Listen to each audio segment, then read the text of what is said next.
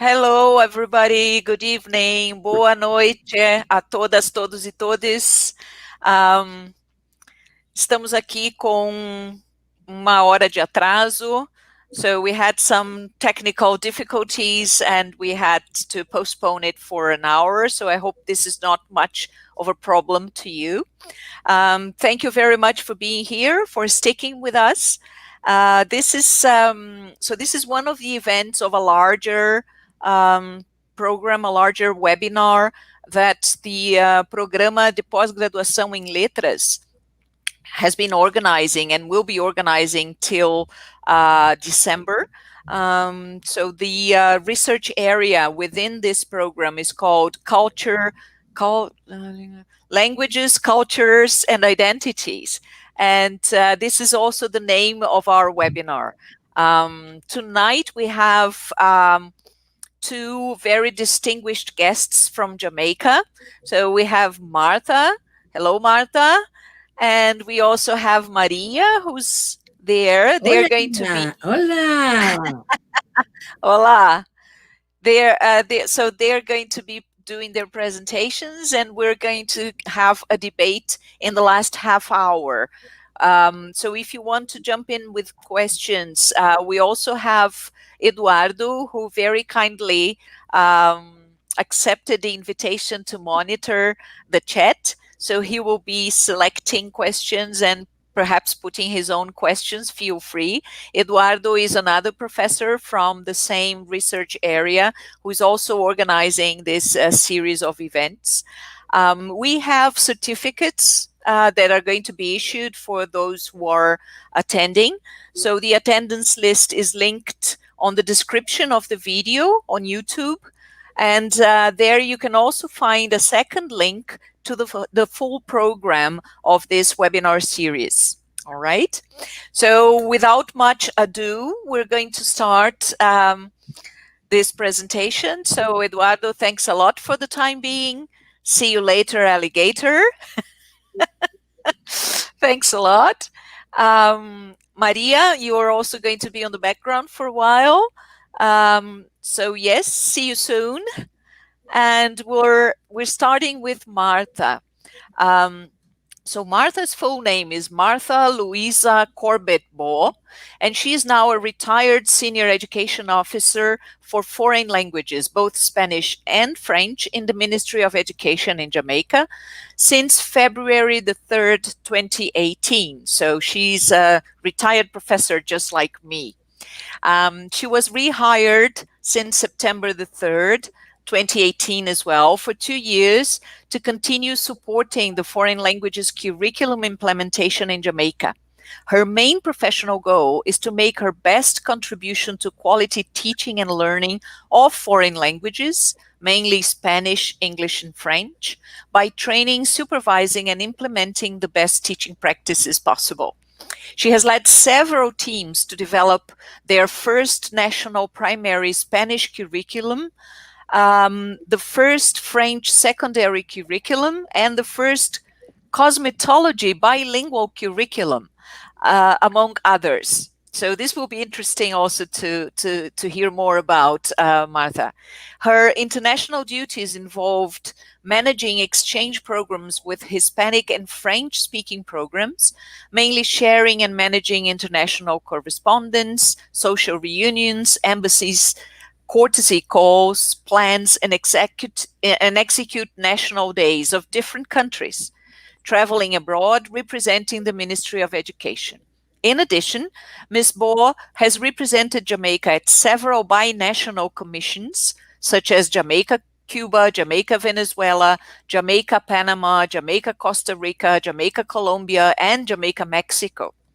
She has over 40 years of experience working as a translator-interpreter for government ministries and for the OAS, UNESCO, UN, UNICEF, among others.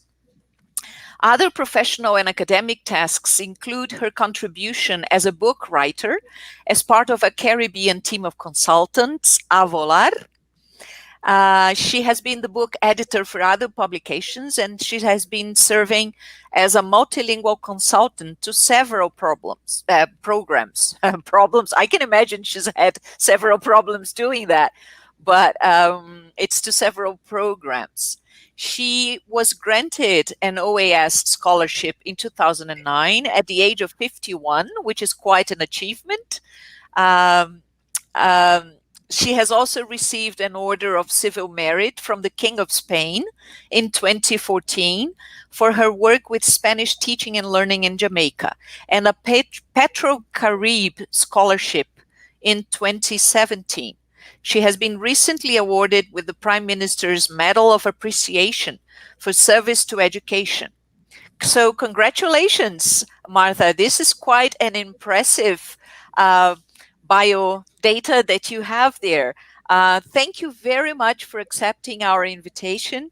Thank you very much for being here, for talking to us about the language situation in Jamaica and about your work. So it is my honor to be here, and this is the bio of many other persons. I'm sure yours is 3 times this size. So it is. It depends on the selection we make, right? I'm definitely, Prof.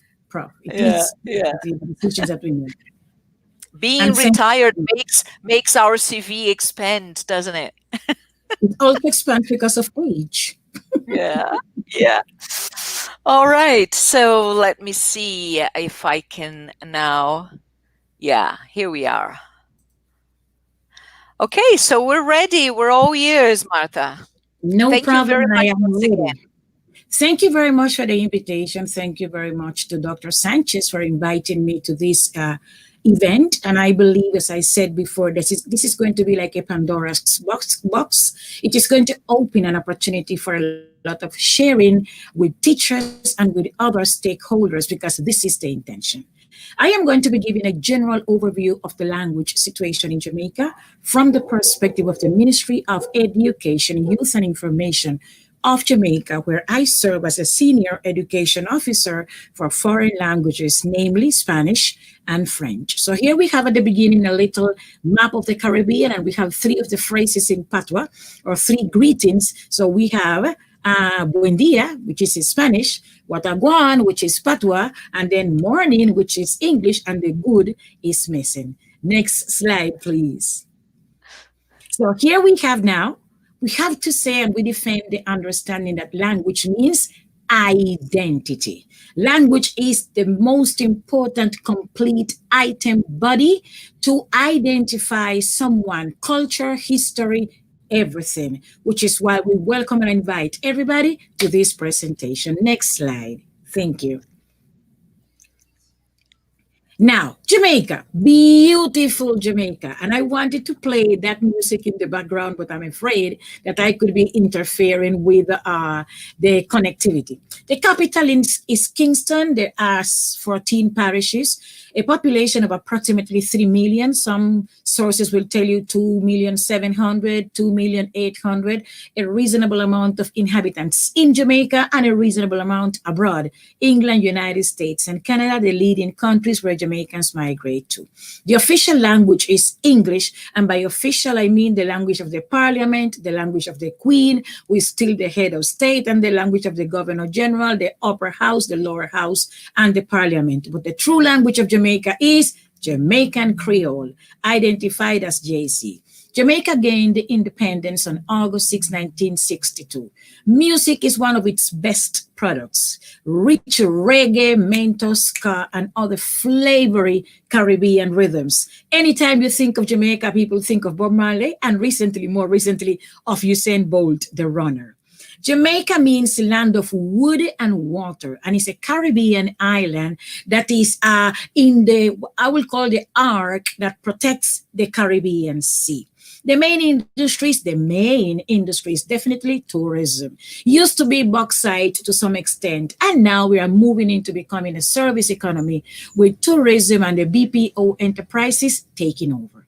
As for the Ministry of Education, the country is divided in 7 regional offices. We have public schools, private schools, independent schools. We have early childhood, primary, secondary, tertiary, vocational, technical and vocational education, and special education. And the future leading guidelines of the country, like from most countries, will be the Sustainable Development Objectives of United Nations and Vision 2030. Next slide, please. What are going to be the objectives of my presentation today? To share relevant information on the Jamaicans' latest linguistic policy, to illustrate the role of Jamaican Creole, JC, within the Jamaican educational space, to relate this reality to the teaching of Spanish as a foreign language in Jamaica, and also to share on other foreign languages being taught within the Caribbean that also influence what is happening in Jamaica. Thank you. Here we have, for instance, a map. This map is not anymore in place because, as we know, the situation with Venezuela has changed drastically. But 2 years ago, this was a representation of the location of the Venezuelan institutes across the Caribbean. And in most of them, Spanish was offered free of cost to the inhabitants of all these Caribbean islands. Therefore, Spanish created a space and established a platform in each of these countries. Next one.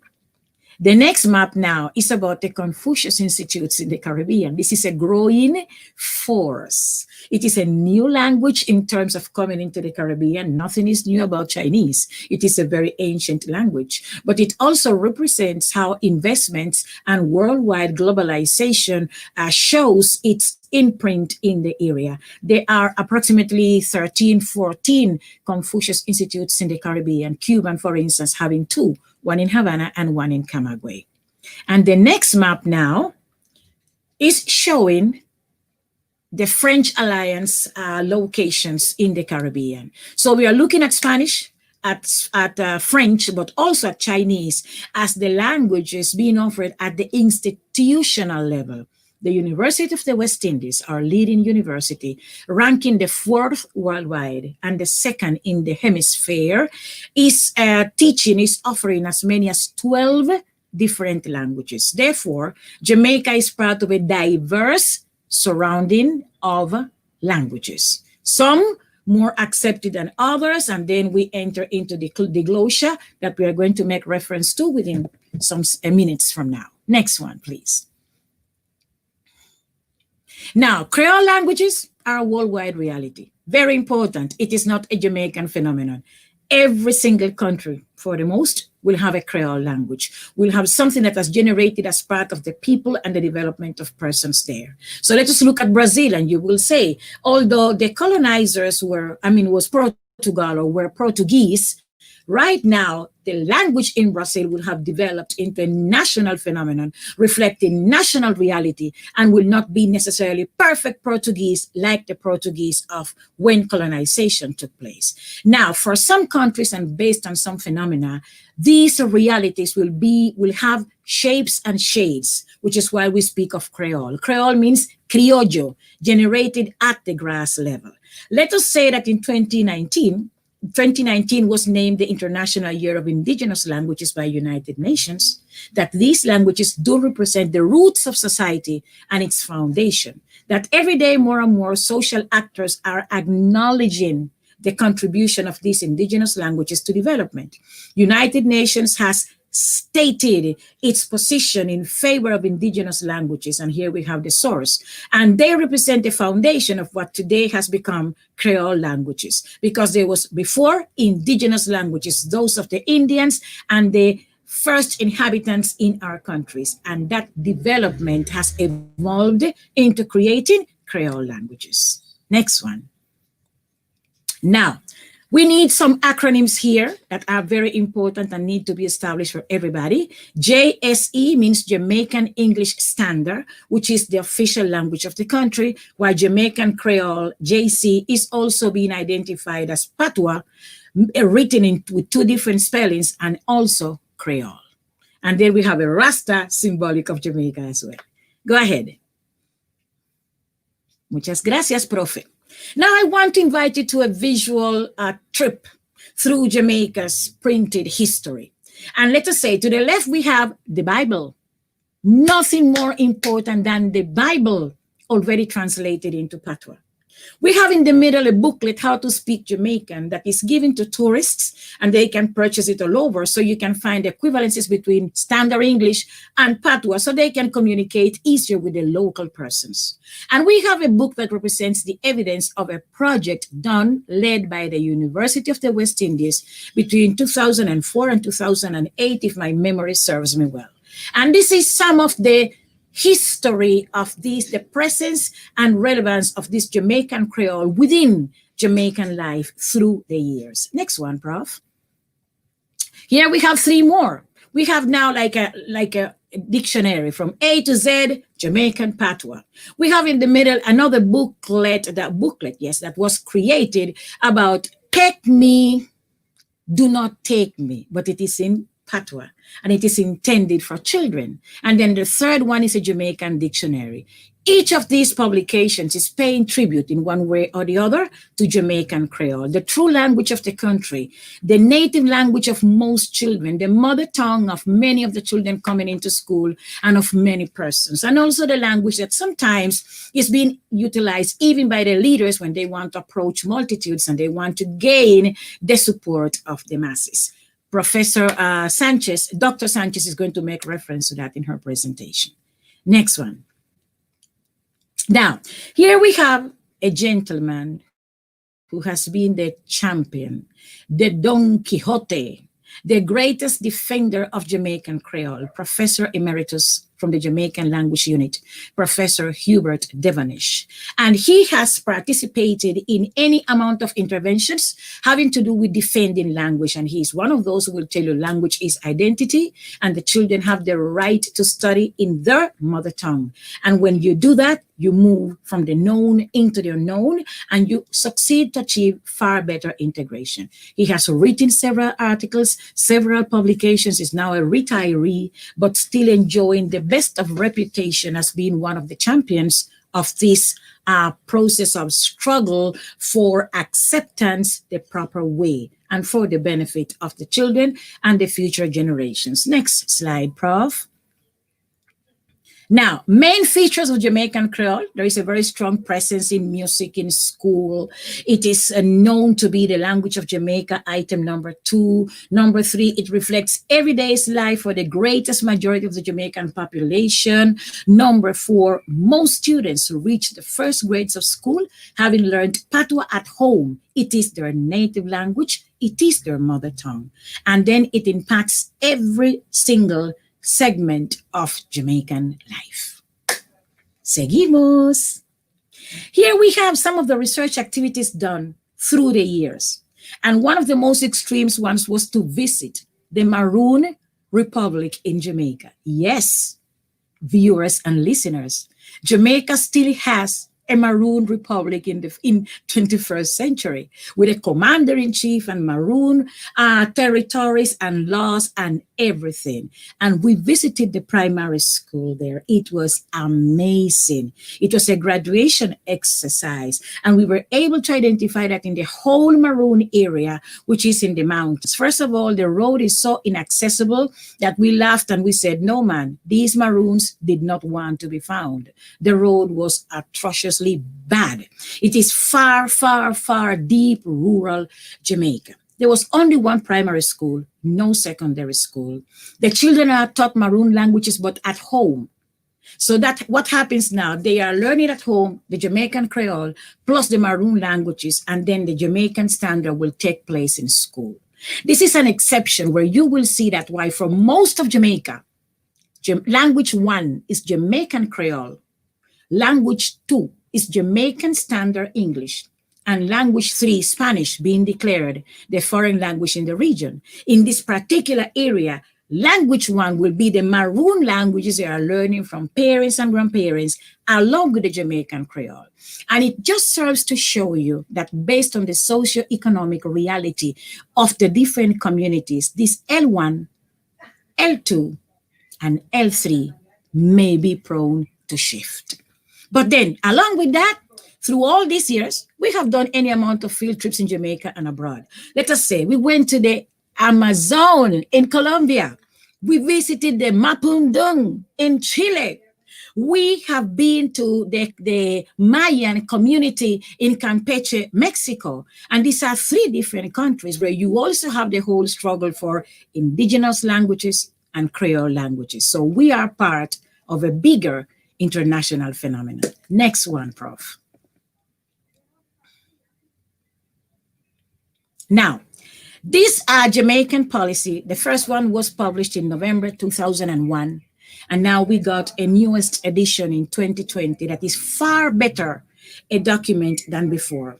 This latest revision that was issued in January 2020 has a far more positive approach to the whole understanding and acceptance of Creole as the language of Jamaica, although the official one is English. So it makes reference to the qualifications of the teachers, the need for training, the importance of being able to use a technique that they call code switching. So the teacher becomes that bridge that many times will be the one bringing the child from what the child knows, Jamaican Creole, into assuming the Jamaican English, the Jamaican standard, standards and learning. When I was in Mexico in Campeche for over 6 months, the teacher will have a class with 17 different Indian languages. So it was the teacher's role now to be the one creating the bridge and the synergies to allow these children, because in Mexico, Spanish is the official language, but they have over 60 different Indian languages. So that is a phenomenon that is not only to Jamaica. What is important about this policy? It accepts, understands, underscores the role of the school, the importance of learning what is a stable and reasonable code switching to be able to move from language to language and to transit it in a way that is not offensive and that respects the culture children are bringing into school. And what was also important about this language policy, I did a dissectomy page by page, letter by letter, but there is no time to discuss this here now. This document was reviewed by a larger amount of professionals that contributed a very, very, very interesting approach to the new language policy of Jamaica. This document has to go into cabinet, has to be approved by Parliament, and it will follow a particular process of approval before it becomes the official language policy of Jamaica. Next one, Prof. Here we have again our beautiful Caribbean, and within the red circle, our beautiful Jamaica, kind of exaggerated so you could see, surrounded by Spanish and French-speaking countries. So now Jamaica needs to participate in globalization.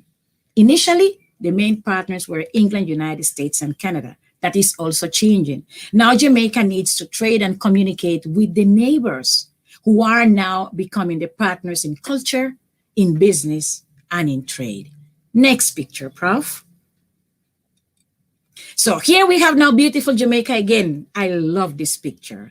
We have dubbed this particular rainbow the golden belt of foreign investment.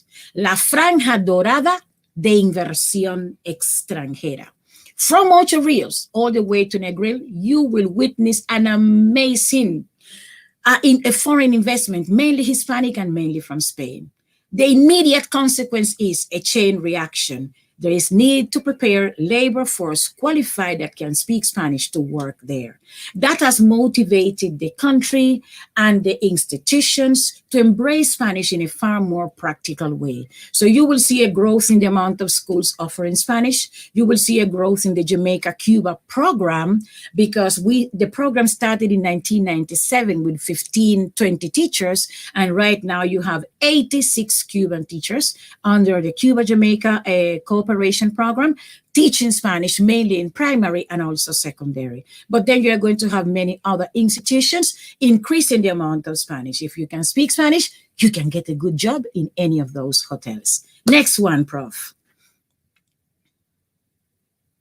This is a table, difficult to read but practical, showing the tourism investment between 2018 and 2020. And I can tell you guys, it is ranging in the billions of US dollars. These hotels are the ones that are being developed, and look at the amount of rooms and look at the location. And this is not the latest table, but it only stands to show that this investment is also going to generate work opportunities. And we need to have Jamaicans who can take on those jobs. Next one, Prof. Now, this is one of the leading documents, Vision 2030. On its page 23, it speaks to the educated Jamaican, and it says, the educated Jamaican, item 3, should speak an additional language and have at least the minimum requirements for tertiary education. This is the projection of the country, along with the sustainable development goals applicable to all the countries. So this also stimulates the whole idea that CARICOM has decided that Spanish is the foreign language in the area. Vision 2030 underscores such statement with this positioning, and the actions taken by the ministry and other agencies of the government continue to stress out the importance of Spanish. Just at the end of 2019, we printed the National Standards Curriculum for Primary Spanish, and we have the National Standards Curriculum for Secondary Spanish and French. These are national documents valid for all the schools, and it definitely brings to a higher level of acceptance the teaching taking place in the country. Next one, Prof. Now, Jamaica is becoming a service economy from the time when we used to export citrus and had a booming agricultural industry and bauxite. These industries have been fading for all kinds of different reasons. And right now we are looking at we are a service economy. The BPOs and tourism are the leading sources of foreign earner or income for the country. Meaning then, even worse, we are more aware of the need to prepare the labor force. We have a role to play. There are no two different positions about it. It is our task to move ahead. Yes, Prof. Next one. Now, there is also need for the first foreign languages policy, because the language policy speaks mainly to Jamaican Standard English versus Jamaican Creole. We are being mentioned, but we are not the core. We need a dedicated policy that will be able to establish all the variables that will lead this education. So there is a steering committee that has been entrusted with developing this policy. The first draft of a concept paper was presented in March 2019 to the Ministry of Education. And the team is willing to embrace and include all the new upcoming changes generated by COVID-19, because this is a massive shift to virtual training. It means lots of the variables even considered before will have to change. Yes, Prof. Next one. So, do you agree? I hope you do, that we have established that language 1 is the Jamaican dialect, mother tongue, native tongue, Jamaican Creole. That number 2 is the Jamaican Standard English or English, which is the official language. But then the first foreign language continues to be Spanish. And now it is being reinforced by the socio-economic input of the Hispanic investment in Jamaica. There is also investment from Colombia and Venezuela and Mexico, but the leading country is Spain. We have other factors like culture. Many of our musicians now are really shining in Hispanic countries. We have lots of scholarships going to all these Hispanic countries, and that creates also a channel, a bridge of persons going and coming. Next slide, Prof. What is a policy? Caramba. Politics. A policy is an adopted course of principle of action. It is a set of guidelines. It is something that is needed because it establishes the variables based on which we will be able to become far better, more functional. Next slide, Prof. Why do we need a foreign language policy? I guess I have said it before. We are looking at clear, sustainable guidelines. We are looking at determining the expected outcomes of the combined teaching learning processes. We are looking at creating a unity of thought. Wow. We need unity of thought. We need tolerance. We need understanding. We need balance and equilibrium in the system to allow each of the elements to coexist and to contribute to each other as opposed to fight one against the other. We need to provide these guidelines that are going to allow all the stakeholders to have access to resources, the allocation and management in a way that will be synchronous to all the levels and interest in the educational sector. Next one. So here we have now a reference to my topic of specialization, methodologies, also prone to change because of COVID. Can you imagine? So we are looking at the different stages we have transited in Spanish, but we also have to say that in the teaching of English and Jamaican Creole, they have used some of these methodologies. Some have been more successful than others. I'm sure COVID is going to send us the message on the changes that we have to apply. Next one, Prof. This is the second part of this chronology. So we are looking now at content and language integrated learning, CLIL, project-based learning, the flipped classroom, total, partial, and lately virtual immersion programs, and the famous blended learning methodologies that welcomes everybody with specific proportions. Next one, Prof. So what is the future projection of all our joint efforts? What are we looking at? What are we trying to achieve? What is our mission? Number one, to produce better prepared 21st century citizens that will use the code switching in a flawless manner to achieve better communication, better communicative skills with all when the need arises. Number two, we need to acknowledge the value and contribution of each language as a bridge to knowledge and empowerment. Number three, we need to identify collectively the best teaching and learning practices that will erode the linguistic barriers that keeps us apart as opposed to bringing us together. And number four, we need to support international scholarships that will expand the paradigm of success for our students, personally and professionally, for our students, for the citizens, for society at large, and for the country. This is our mission. Next one, Prof. Having said all this, the data consulted was extensive. What we put here is we included some links, since I'm sure you may want to visit some of them and explore. And we are very happy for the contribution of all the teachers, the University of the West Indies, and all the other sources that we consulted. Next one, Prof. Thank you. Muchas gracias. How will you say in Portuguese? Muito obrigado. And I appreciate your contributions. So we would love to get emails from you. If you have an opinion, if you disagree, you are totally entitled to your opinion. Nobody here is holding a stick against your head. Nobody has the monopoly of the truth. The truth is a shared phenomenon. I would love to listen to your opinions. I would love to get your emails. I'm sure I'm going to end up learning as much from you as you have been listening to me today. And which is the last one, Prof? My last slide is a picture of when I was far younger. So for further reference, if any of you wishes to contact me, you know where I am.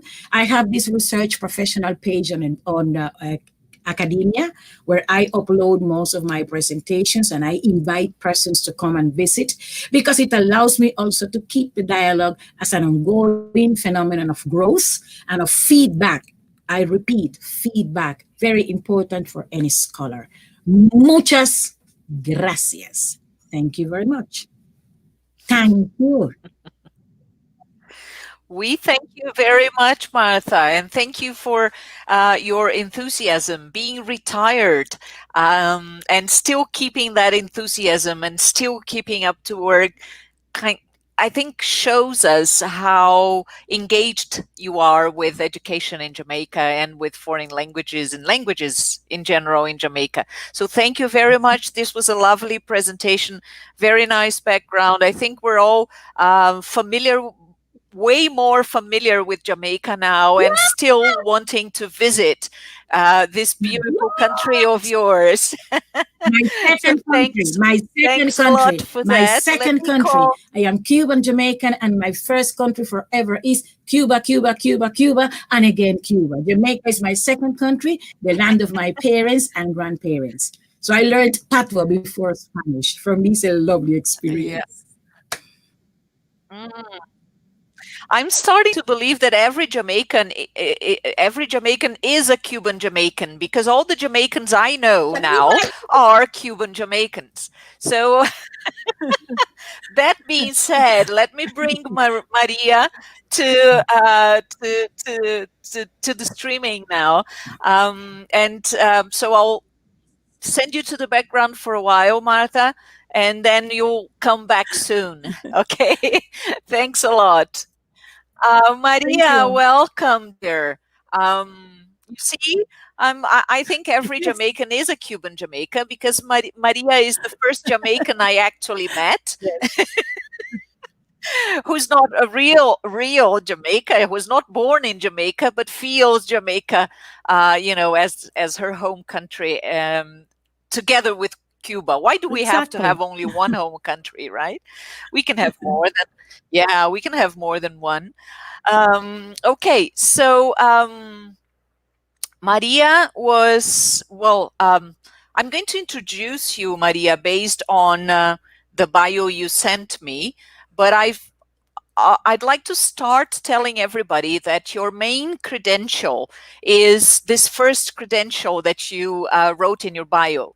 Maria Sanchez holds a doutorado em letras from UFPR. So Maria was a student here at university. She took her PhD here with us, and it was a great pleasure to have you around. We miss having you here. We miss your smile, your positivity, and we need a lot of that, especially lately.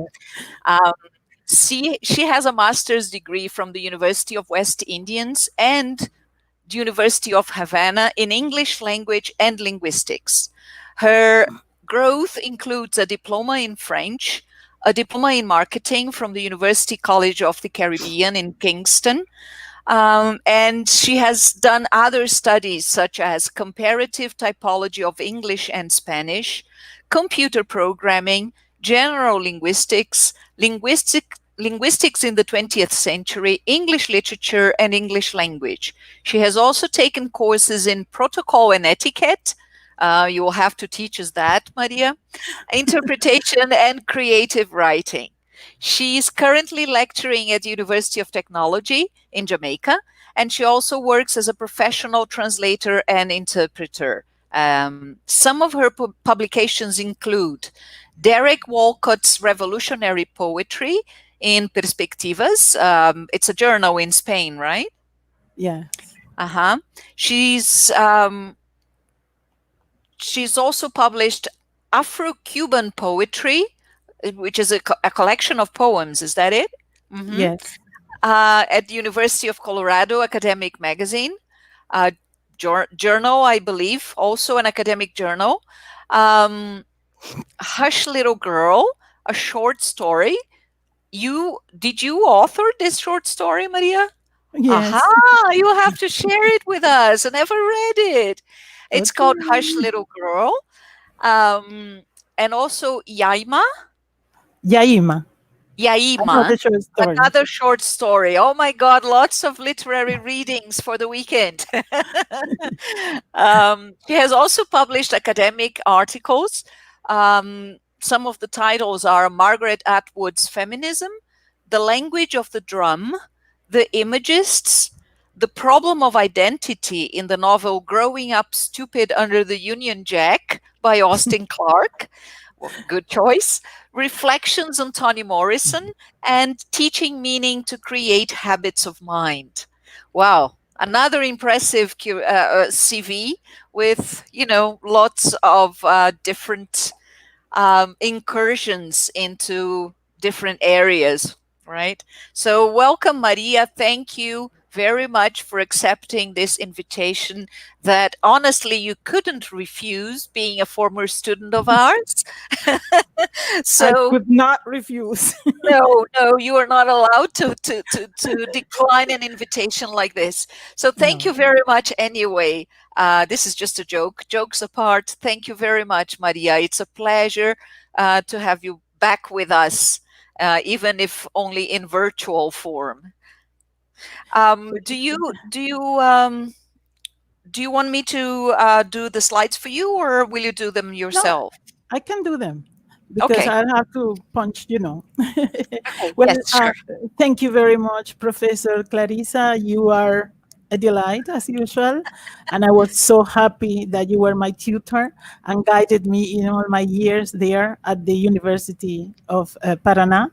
And it was one of the happiest times in my life there in Curitiba, such a beautiful city. And I'm dying to go back after Corona.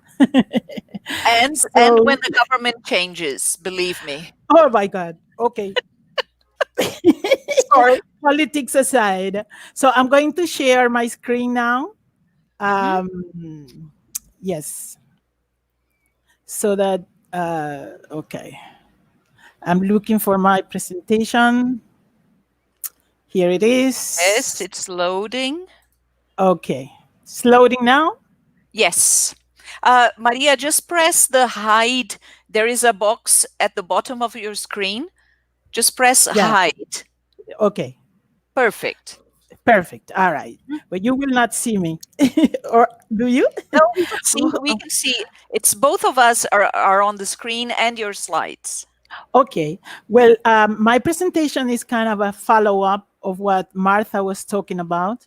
I am going to refer to the language situation of Jamaica, but from the narrative perspective, the language narratives amongst Spanish teachers in Jamaica. And I'm also going to talk about a little bit about politics, which is what politicians do. The parts of my presentation include a reference to the Jamaican language situation and what has changed since 2017 when I presented my research in Curitiba. I'm also going to just review the issue of narrative as a research tool. And then I'm going to talk about some of the language narratives that exist among the language professionals, mostly Spanish teachers who are Jamaican Creole speakers, and also the narratives of politicians, which I call politricking, and you will see why. And at the end, I'm going to give a partial conclusion because, my research, it always indicates that there is never a full conclusion. The first part is, well, what has changed? Nothing has changed since 2017. Still the landscape of narratives, counter narratives, and language politics as they were before. So, which means, everything I keep observing in Jamaica, I think is the same. Maybe a little change, but not so much. Now, why do I use narrative as a research tool? I use it because it allows me to meaningfully capture the shifting contours of lived experience. So when what Marta presented has to do with the perspective of the Ministry of Education, what I am presenting is from the perspective of teachers and people who are on the basis who are not necessarily involved in the political development of Jamaica. Also, I use narrative because as humans, we organize our experience through narrative. So we can learn about people's lives in general through the presentation of their narratives and the history of their lives. Also because it gives me a non-fictional unveiling of life metaphors. So I get to understand what is happening and what is moving these people, what their motivations are, and how they see the world, how they perceive the world around them. Also, because it focuses on human experience and it has a holistic quality, it brings about the interdisciplinary nature of the research. So you can see issues of social sciences mixed with language and linguistics and other sciences that can be involved in the process of narrative. And a very important thing for me is that it has a collaborative nature in which the participants in the research as well as the researchers. They are all participants. They share their views. Everything has a value, both in theory and practice. So they both collaborate in creating new knowledge and creating new meanings of the reality that is being presented. Also, because of that is the sense of equality that you find between the participants at all. Everybody has a voice, and all the voices are important. It's not just the group voice.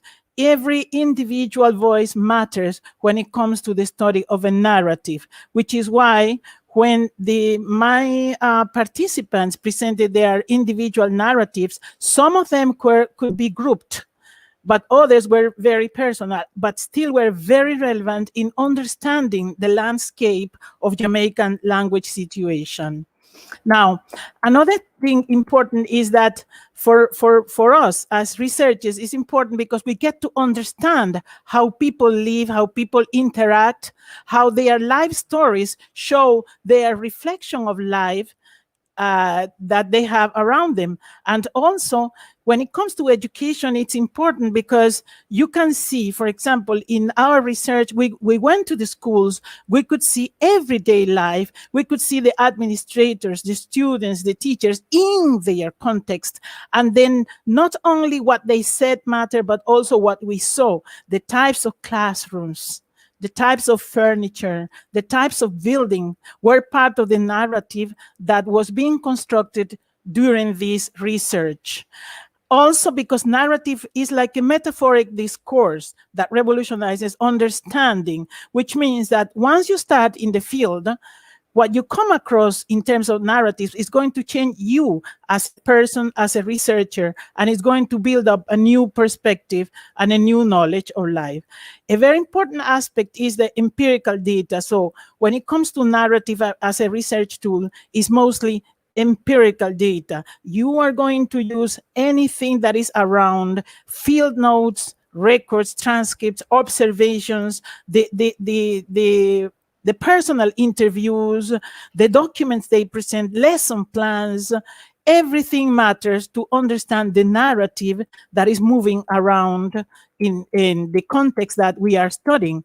In the case of the language, for example, in the research in Jamaica, it was very important because it could show prevailing language ideologies, how people, what are the ideologies that are around language in Jamaica, either by teachers, by students, and in this presentation now, which is new to my research, they think of the politician's view. All that is brought up as ideologies, different ideologies that move around language.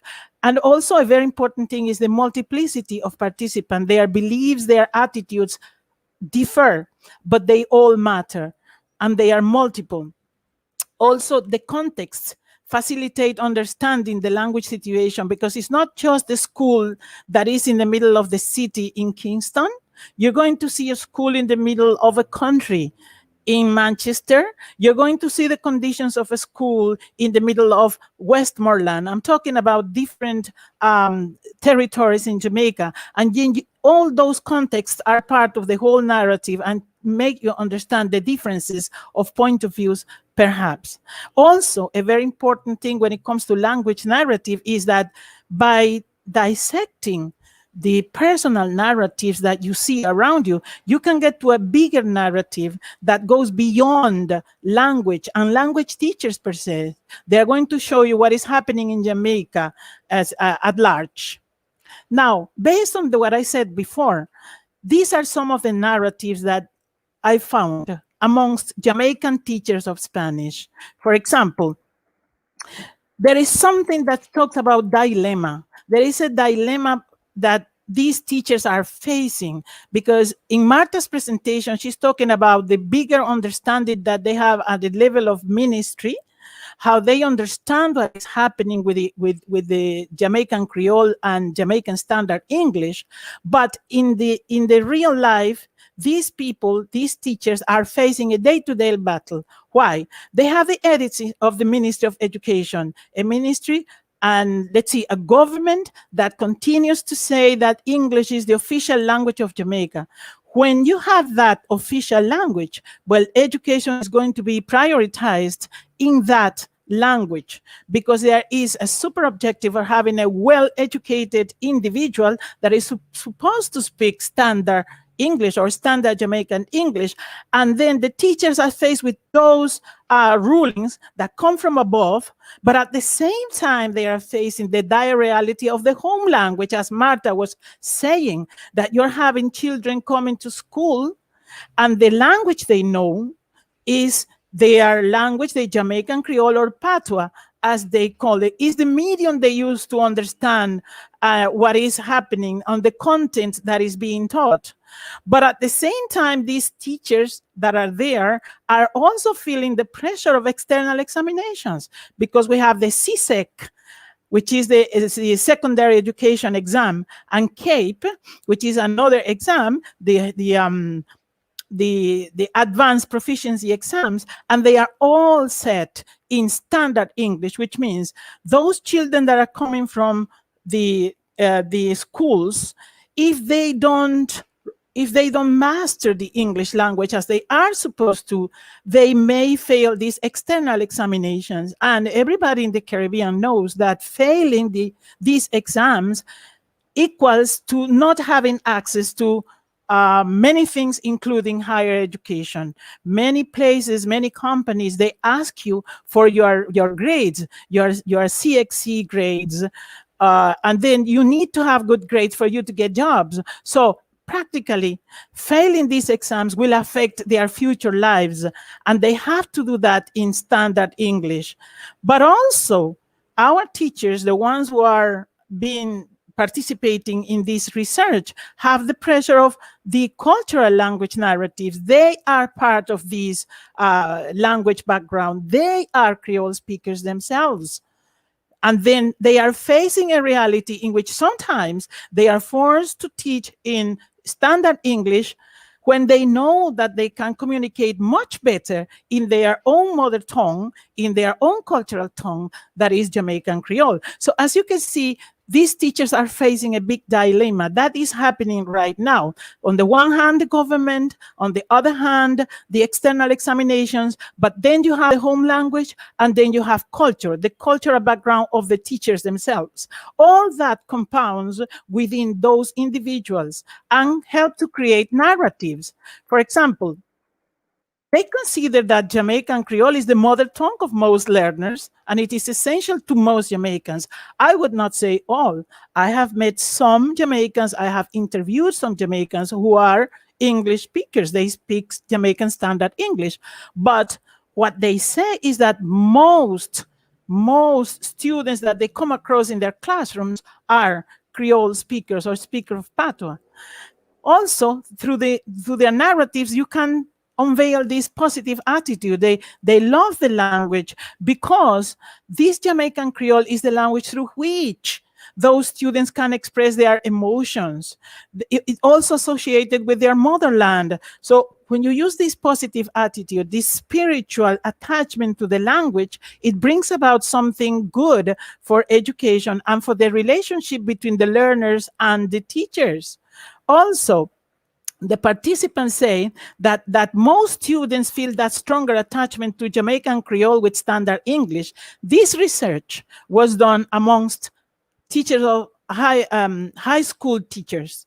But I also had another research that I did at the university level, and I saw how when I visited lessons, when they were getting in the heat of debates, they had to resort to Jamaican Creole, and we're talking about universities. So really, the narrative is there. These students and these learners and these teachers feel much better debating topics in their language, in Jamaican Creole, in Patois, rather than in standard English. For some reason, it feels off to talk about certain things of Jamaican society in Jamaican standard English. So they refer to that too.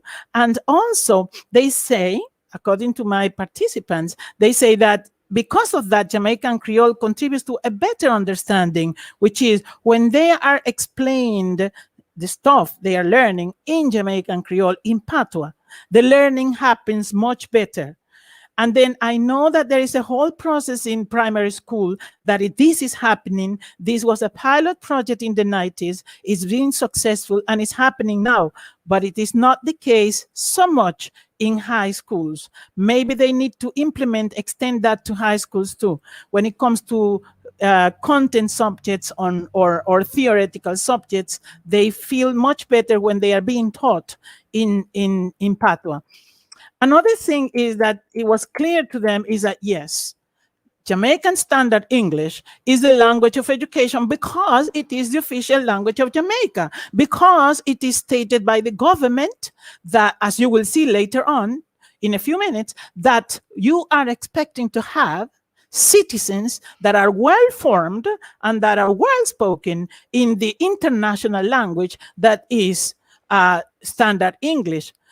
And then this happens because you have, from the one hand, the external exams, as I said before. But what is happening in the classroom? Is it really so? Are they really observing the fact that this Jamaican Standard English or Standard English is the language of education? Well, this is what one of my participants say. Micah said, when I went to so-and-so high school, I didn't write the name for, privacy reasons, I spoke in English. She emphasized that. However, I found that there are students who are not understanding me at all, she emphasizes. So I had to resort to Patois. And then they understood me because they were not exposed to the English language. And this happened, she was working in a country school, and she met students who were not really exposed. I mean, they had television, they have maybe some things, but most of their interactions was in Jamaican Creole or Patois.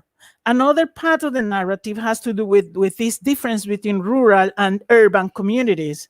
Some of the teachers, including some of the teachers that were interviewed that are working in the rural schools, are aware that there are differences, that the schools that are in the rural areas, with the exception of those famous schools that we have in Jamaica that are top-notch schools, but many schools in the rural areas do not have the same socioeconomic conditions, and the learners are roughly Creole speakers or Patois speakers, and then they have to work hard in order to reach those learners that are not really versed in Jamaican Standard English, and that's why they have to work like that. However, when you go through this research, you have a lot of inner contradictions among these persons. Their narrative about Creole or Patois as a language it indicates that there is still a lot of confusion around them, or that they see things differently when they talk about the technical definition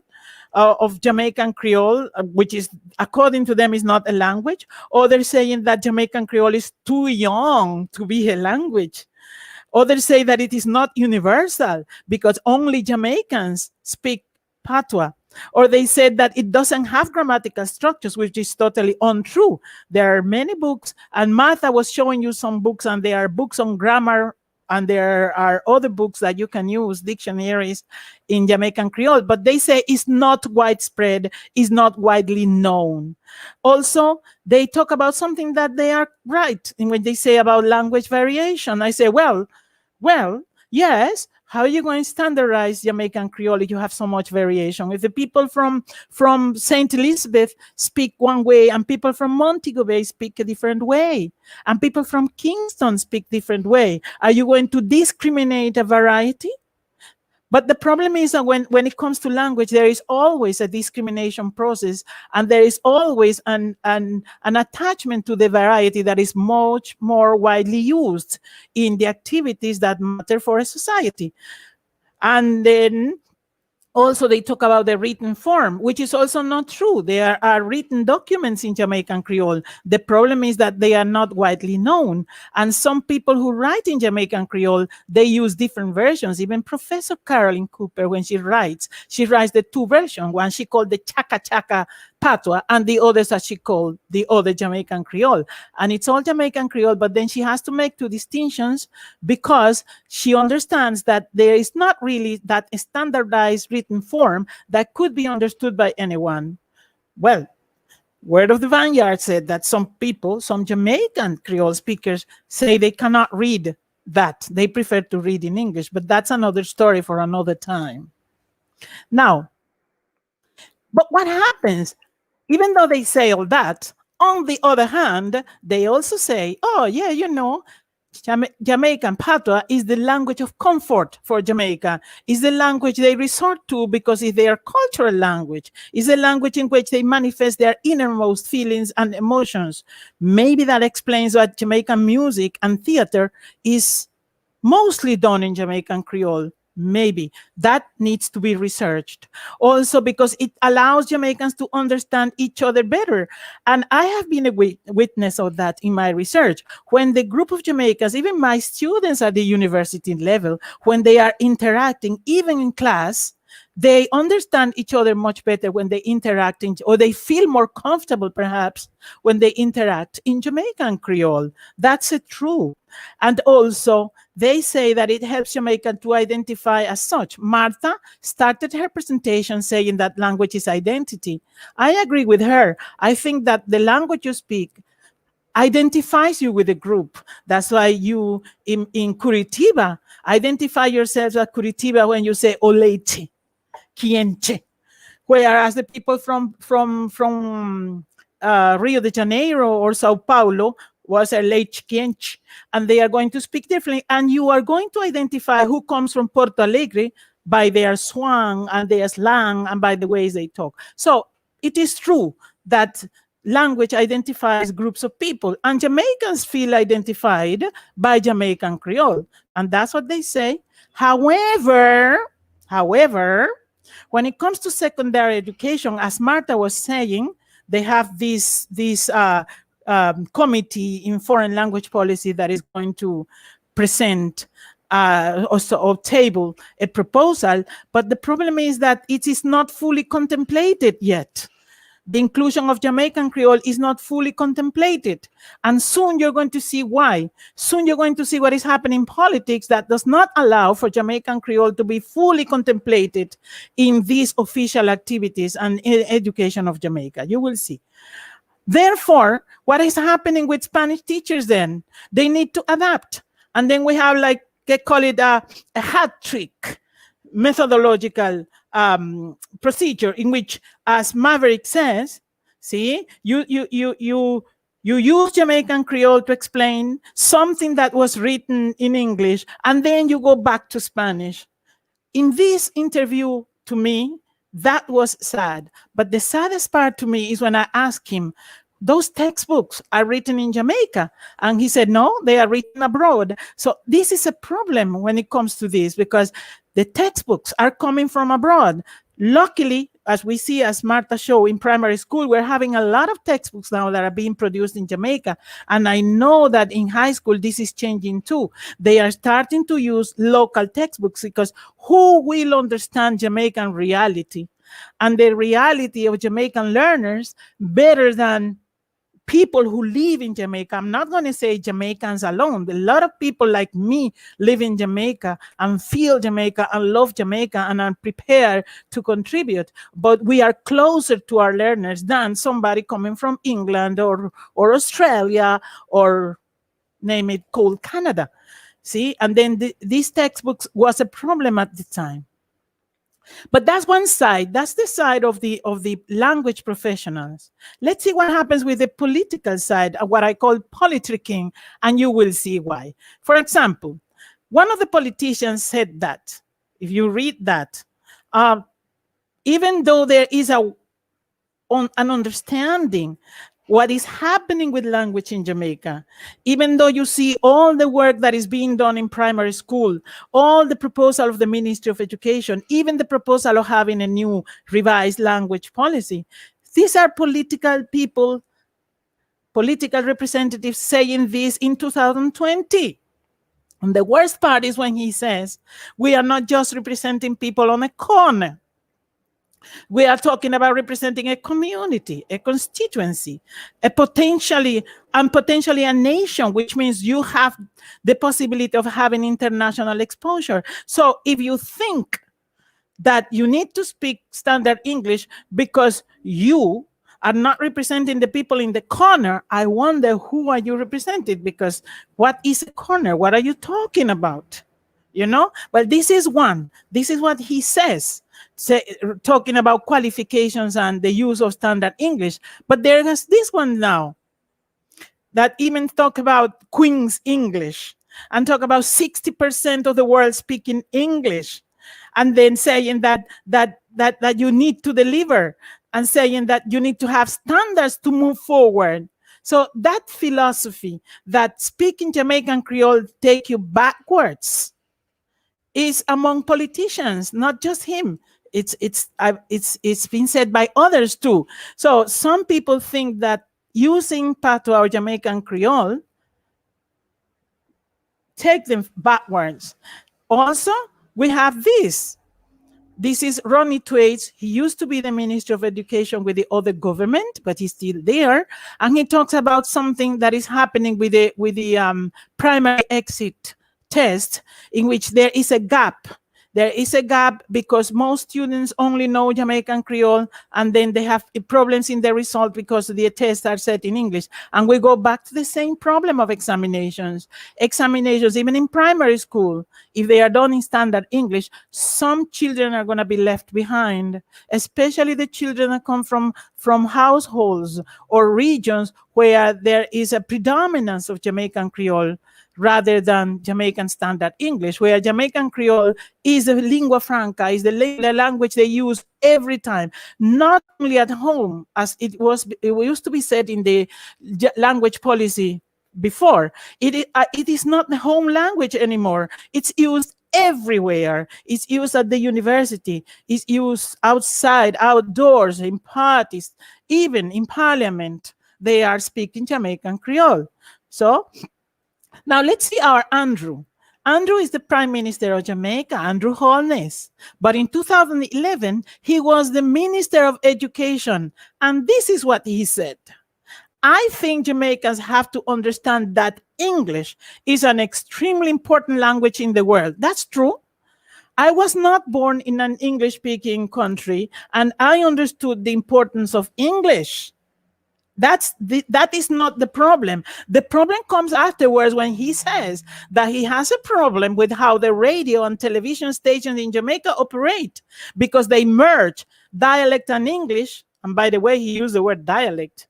I don't know what a dialect is, and I don't know what English is. Those notions are so abstract. But anyway, he uses it, saying that they merge them and that the students get very confused. So it's like his intention is, or at the time when he was Minister of Education, that the radio and television stations spoke only in standard English, because speaking in Creole or Patois or mixing them would be confusing for the students.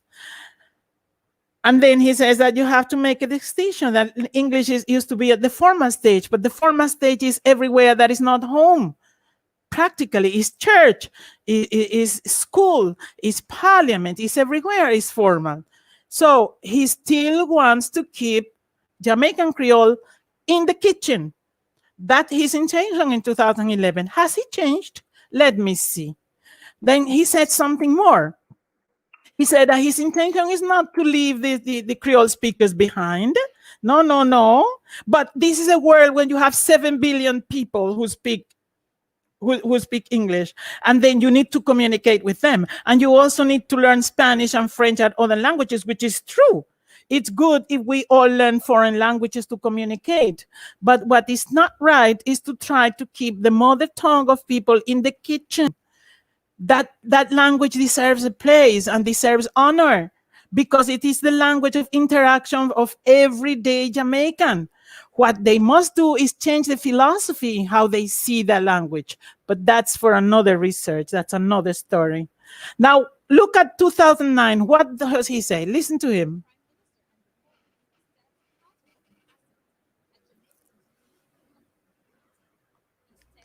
Maria, I'm afraid you will have to translate it for us because we can't hear. Oh, no. The sound is not coming.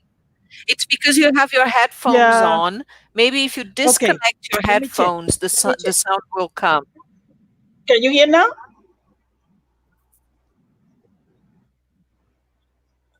Okay. No. All right. Well, all right. Just tell This is us in what he essence what said. he says. See, this is what is written here. This is in essence what we says. We have been defined as an English-speaking country, and our failure has been in not ensuring our people speak English. So it is not about in any way preventing the use of patois. Government policy also has to ensure our population speaks. I mean, this statement is so serious because even though Martha is talking about this committee who is going to present this language policy proposal and changes and all that, we have this Prime Minister of Jamaica, who is a very powerful voice in Jamaica, saying that the government policy has to ensure the population speaks English. What is he saying? He's saying simply and plainly and clear that there is no place for Jamaican Creole or Patois. We have to be an English-speaking country. And it is a failure if we don't have these people speaking English. The issue has to do, as Martha was saying, with methodology. How do you approach the teaching of English of Jamaica? Because it is clear as day that Jamaican Creole is the language of interaction, is the daily language. It is clear as day then that you need to use a different methodology to teach English. Otherwise, people will stay there. They think they're speaking English. They will continue to mix the two codes because they are not really clear on what is happening. That is what is happening. So there are a lot of proposals that should go in that committee. And I think one of the best, maybe Martha can expand on this, should be changing the methodology in which you teach language in Jamaica. Maybe it's changing and then understanding that maybe standard English should be taught as a second or as a foreign language for some people, because for some people it's practically a foreign language. And then when you change the methodology and the point of view, then you might have better results.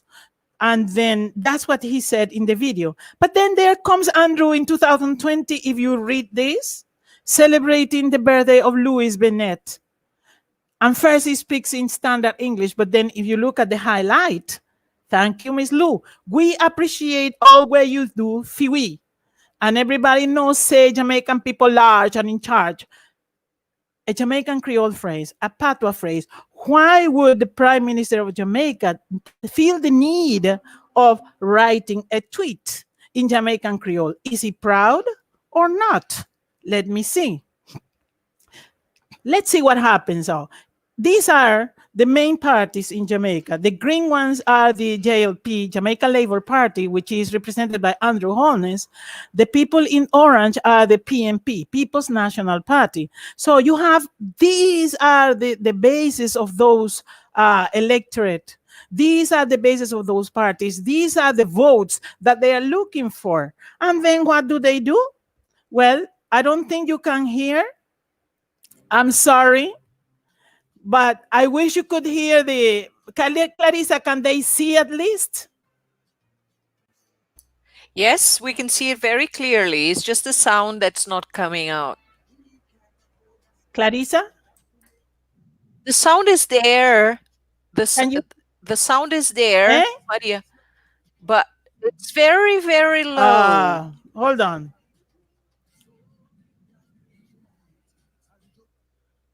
One minute, please. Let me see if I raise the volume in the computer.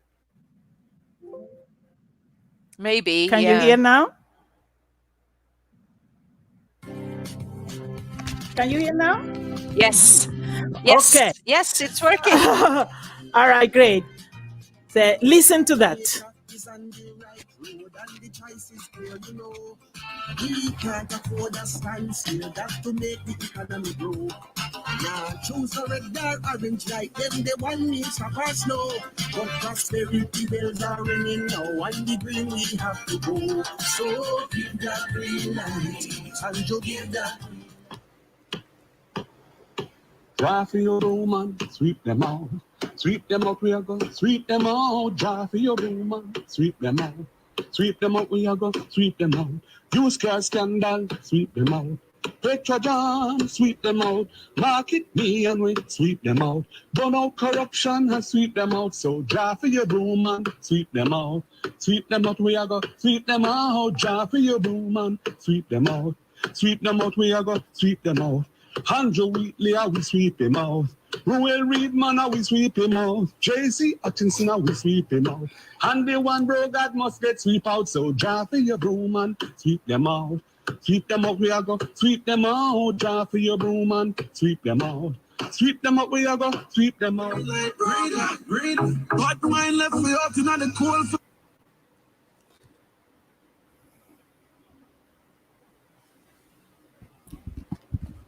Hello? Hello? Hi, we're listening. Okay, so I think you get the picture. I think you get the picture of what is happening here. These people who said whatever they say about government, whatever they say about policy, when election time comes, their songs are in patois. And the question is, why? Why are the songs in patois? Why do they feel the need to communicate with the people in patois? Why do they think that people will not understand their message in standard English, and instead they will understand if it is in patois? And then why can't a teacher then teach in patois? If the politician understands that for people to understand his platform and his message, he has to speak in patois.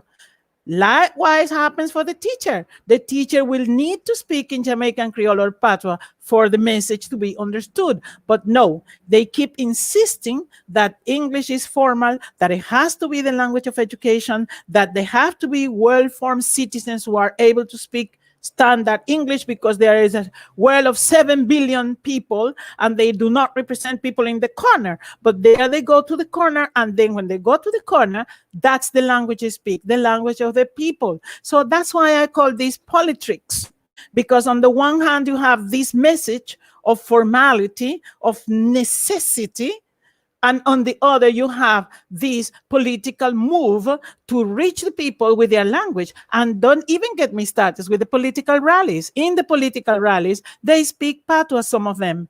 And they have phrases, and they coin phrases in Jamaican Creole that people repeat, at least their electoral basis. And that's how they behave. And that's a Mafalda. And I'm trying to pay homage to Kino, who passed yesterday. Mafalda, the smart girl, said, yes, the language situation has changed. Patois has become more widespread, that's clear, and so has the language prejudice and political pressure. As Professor Baño said, a lot of preconceito lingüístico, a lot of language prejudice, and you can see this. For example, this is a petition that, because of what Martha was saying, all the success with the programs and primary school, the Jamaica Language Unit submitted this petition to the government to declare or to make Jamaican an official language. And they made the petition both in standard English, and you can see here in patois. Their goal was to have 150,000 signatures. They could only get 32%. They could only get 4,879. And then you wonder, how is that possible? Well, look at the comments. These are the comments for the petition. They practically stoned the Jamaican Language Unit. This is what they say. This is what they say. Once more, the intellectual ghetto justify its name. They are referring to the University of the West Indies. We really need to address real issues and stop playing dolly house, disgraceful and stupid. That is the opinion they have about those who submitted this petition, or something like this. Foolishness. Patois ain't a language. So they keep saying the same thing. It is a dialect derived from English. You see? And then there is a bad word that I'm not going to say. But you see, that's what they feel about it. Or this one here now, patois should only be a dialect.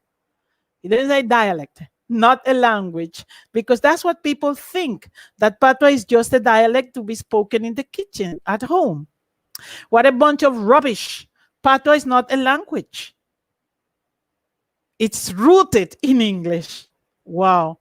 But then this person now tries and defends the position and say, yes, patois is a language, just as Portuguese, Spanish, Italian, French, Romanian, etc.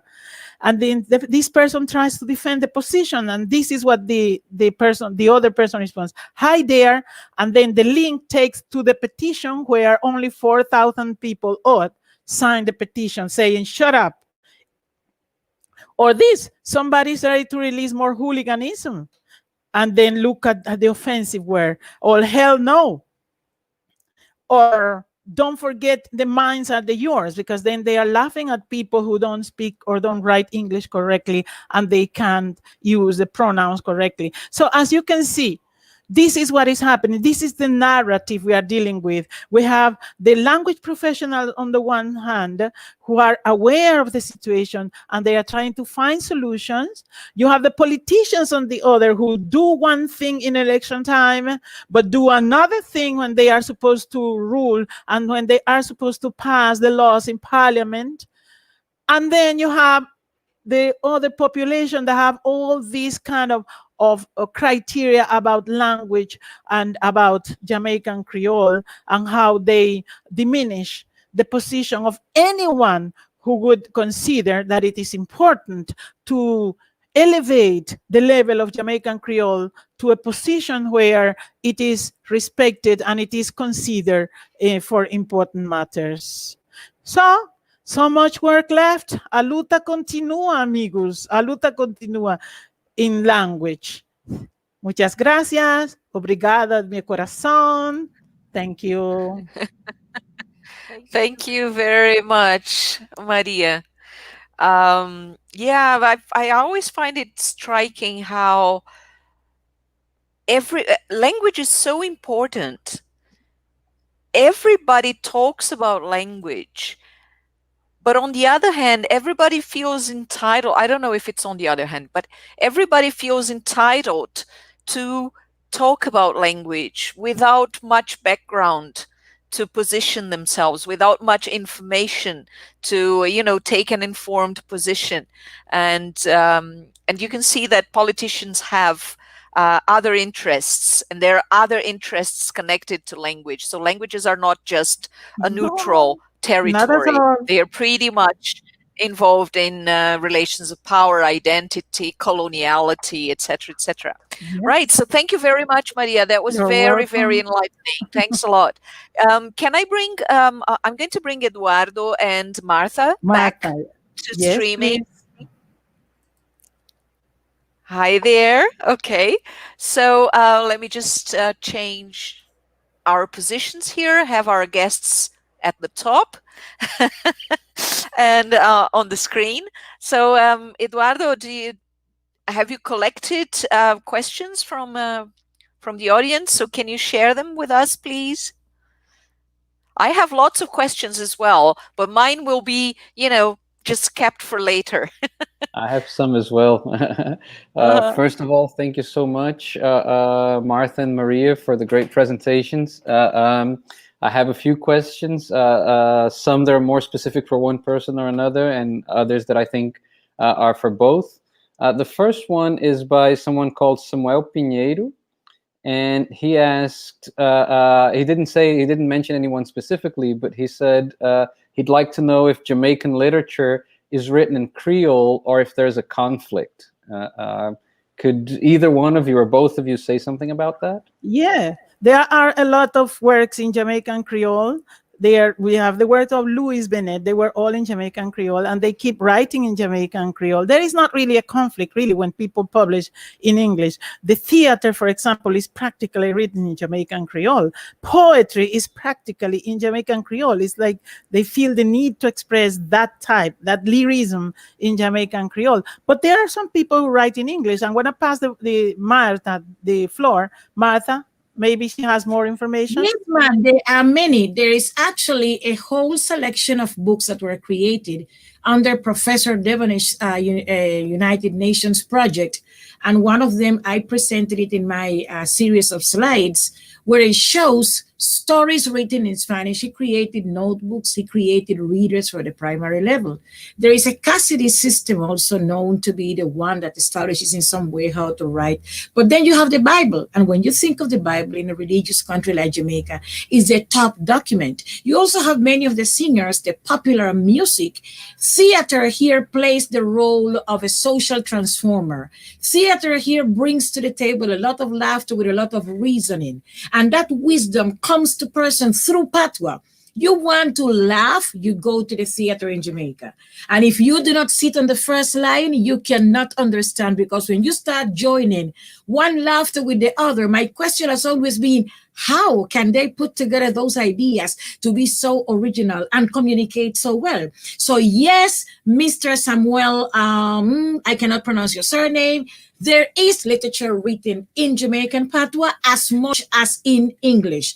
But remember that printing is also the consequence of who it is printed for, what is the purpose of the printers, and it follows a particular set of objectives. It is definitely a yes.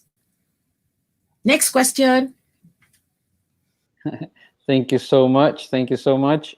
We do have another question here that I think was originally addressed to Maria, but I think both of you can answer. I think Maria has already kind of touched upon that, so maybe, but maybe you want to expand on that, Maria, and Martha, you want to jump in on that too. And it's this question here by Juliane Silva, who is a doctoral student at our program, and she asks, is there any governmental project that tries to make Jamaican Creole an official language? And we heard from Maria something about that and about some of the responses, right?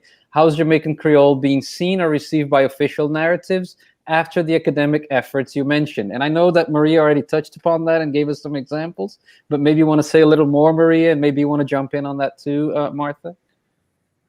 Yeah, as Martha was saying, yes, there is a government, not a government project, actually. This project comes for the academia, rather, to try to push that, but it's not an easy road.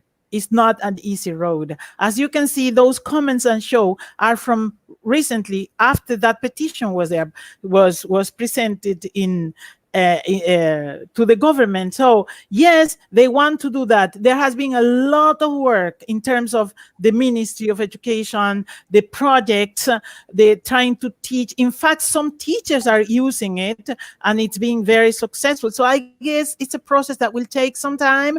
But right now, the official narrative, the way I see it, for the examples you saw there, the way politicians portray themselves, I don't think they are too willing to do that. Maybe eventually that will happen, but in 2020, I don't think that's the official position. I hope so, but not yet. Martha? I don't think that Jamaican Creole will ever become the official language the way it is posted in the question. Because the situation of Jamaica with Creole is the same situation of the Mapudungun in Chile and of the many other languages in the different countries. I believe that the first thing that we need to gain is respect and acceptance. That is the first thing. Now, let us look also at the official language. The official language of the country is the language of the government, the parliament, the rulers, and it's also the language of international communication. When you look at patois in a country of less than 3 million population, as opposed to English spoken worldwide, it is the truth. And although Maria presented Prime Minister's position in a very specific way, I'm sure Brazil has the same. One thing is the international language well established by history. And we believe that with the passing of years and development, that correlation may change. But otherwise, the official languages are the 7 languages of United Nations. They are in the Caribbean like they are in Brazil. And the position, I don't think it has been to make it become an official language. When Professor Devenish presented his petition, there is a lot of merit in raising above the floor what is the national language. But possibly losing sight that Jamaica does not live in isolation, but is part of a wider galaxy of countries that need to communicate with the world out there. And what Mr. Holness has been saying is what most governments will tell you. At the end of the day, there is a space for the local culture, but you also have to look at Jamaica internationally. Those who go for scholarships, those who participate in trade, and those who participate in wider communication need English. That English, although and even being the language of the colonizer, has imposed itself through history in the most amazing way that we know is not necessarily pretty, because colonialism is not a history that you want to remember and smile, but it is still English, French, Spanish, Dutch, Portuguese. These are the languages of the colonizers, and they maintain that worldwide power that has established them as the 7 languages of the United Nations. So, in my opinion, it is more about balance and proportion. It is more about respecting the role and the contribution of each one, and it is about gaining grounds in terms of using either or by means of the code switching in a way that benefits everybody and establishes the value and contribution of everybody. But if we think of this at the personal level, my family has over 300 members, and they are all over the world, even curing leprosy in China, to give an example. And when we meet, Almighty Lord, how many languages? So we have had to learn as family members to learn from each other, laugh at each other, and accept each other in order to gain peace and communication when the family gets together for Christmas. And we are 150 in one particular location in Moko, Maypen. It is about balance. It is about proportion. Creole languages are gaining grounds against the colonizers, and that is why we are in music, in culture, in theater, in so many other things, and the numbers continue to grow. But it is going to continue being a process moving forward with the participation of the different stakeholders, at times agreeing, at times disagreeing. What Maria says about patois being used as a tool by politicians to communicate with the people is the truth all over. And Jamaica is a classist society. This is not about revolution, about socialism. So that is what is going to continue happening. I must say, I've been in Jamaica for 26 years. The level of acceptance that patois has now in a classroom is far better than what it used to be before. So there is progress. And I also believe something, a little secret. The teachers have decided the rules of the game. They are using their patois. They are doing the code switching. They are going and coming as they need to, and they are teaching. So in many ways, possibly they are saying, well, you, the mad people, politicians, and technocrats talk and talk and talk. We have identified what we need to do to teach and to carry our mission. And I believe that is the most important thing to be shared at a meeting like this. That is my contribution. Well, one thing, it is true, because teachers are there in the basis, they know the reality. But there is something that we have to understand. There is no such thing as language or dialect. It's all a creation. It all has to do with power. It's like Wainwright said, the difference between a language and a dialect is having an army and a navy. So the reason why all those big languages are there today is because they are powerful. They were imposed upon the colonies and everybody. And this is not the case of Jamaican Creole. Jamaican Creole only have an army of athletes and musicians, and I hope, and writers and poets. Maybe they get to do some work. But right now, the colonizers come from above, but Creole grows from the bottom up. What a beautiful process. It's different.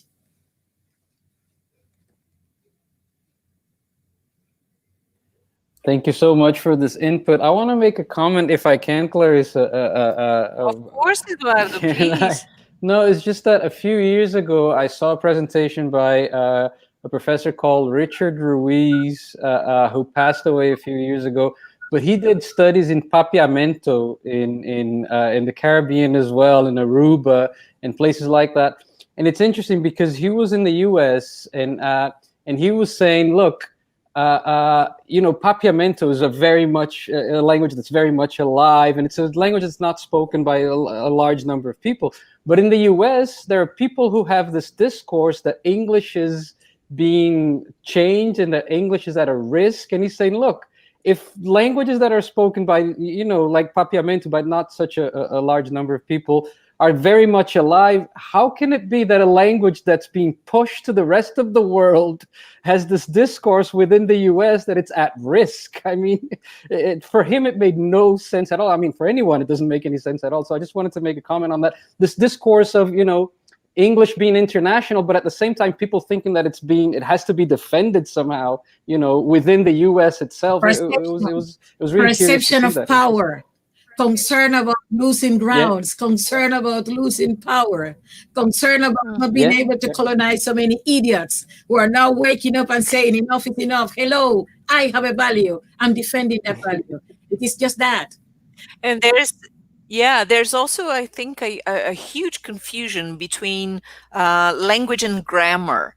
So, normativity. So people think that if you deviate, that's a horrible word, and if you don't follow the grammar that has been registered in books and that has been imposed on people, then you are sort of killing the language. So, we could stay here for hours talking about what a language, what constitutes a language, and why do we have all these other nouns for languages like patois, papiamento, Creole, etc., etc., etc. Why aren't they all languages? So as Maria says, it's a matter of hierarchy, it's a matter of power, it's a matter of coloniality. But we do have more questions from the audience, right, Eduardo? So sorry, I know we are a bit ahead of time, but this is interesting. People are free to disconnect anytime they want. So if you don't mind, Maria and Martha, perhaps we could stay just a little bit longer just to cover the language has two main functions. Number one, communication. Number two, transmit information from one generation to the other. Those have been the everlasting functions of language, no matter what. And remember that because of the intrinsic characteristics of language as a social and human phenomenon, it's going to generate any amount of different layers of perception. For some reason, the ruling class seems to believe that they have to protect what they believe belongs to them and to them alone. And all of us must remain below zero, ground zero, on the ground. And the fact that these languages are emerging to demand the role that they play in society seems to have become a threat to those colonizers who want to preserve what they have imposed at the cost of so much abuse and bloodshed. So, sorry, colonizers, we are moving ahead. That's great. I have another, there's another question, and I think this one's specifically for Maria, but again, Martha, please do jump in. And this is from ANPE, Jamaica, which I think is Asociación Nacional de Profesores de Español. Yeah. I believe I went and checked while you were talking. And it says, are there any recommendations regarding policy directions for the Ministry of Education? Maria, maybe you can start, and Martha, maybe you can jump in as well.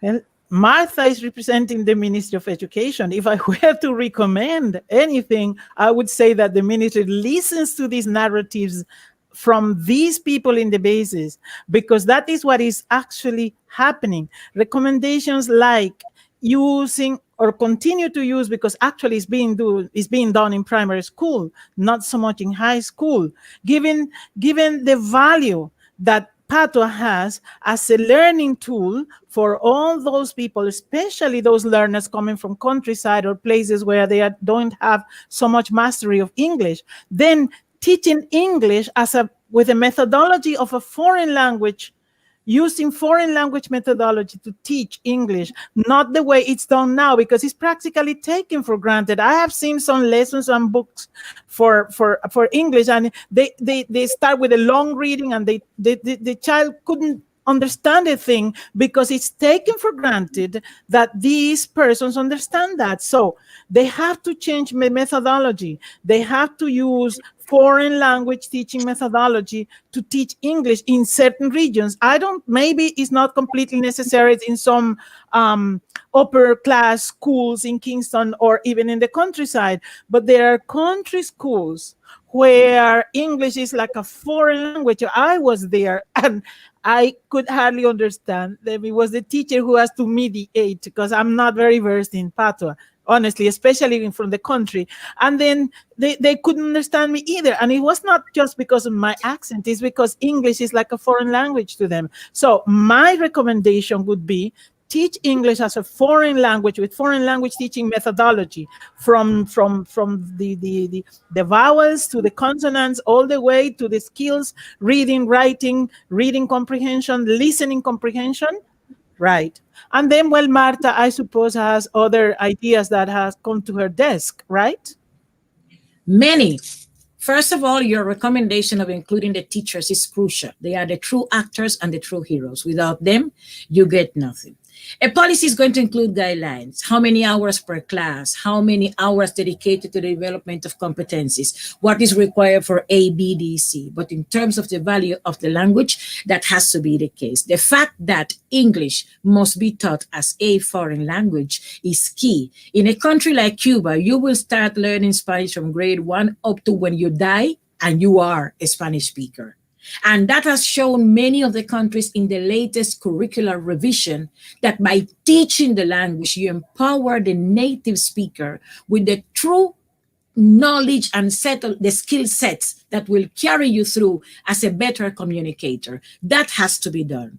Taking for granted that they are English native speakers is a big mistake. That is one. So then we will end up having English as the first foreign language and then Spanish as the second foreign language. That will be a very important decision to be made. That is far more need now to create suitable material and to train the teachers. Remember, the teachers are always the bridges. They are the ones who communicate between state or system or laws and the students and the parents and wider society. So once they are trained, they can play their role as bridges, communicators, linkaging elements that will make sure that this can flow in the best way. A policy from the standpoint of politics carries a given amount of components, which are the standards, the time allotted, the resources, blah, blah, blah.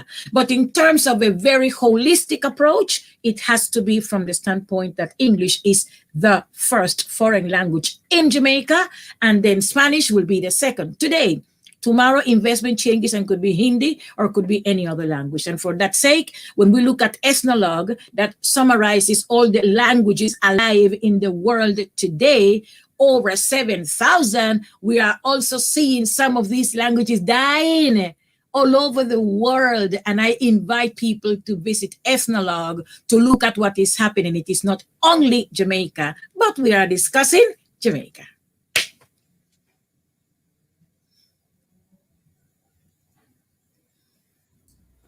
Thank you both so much.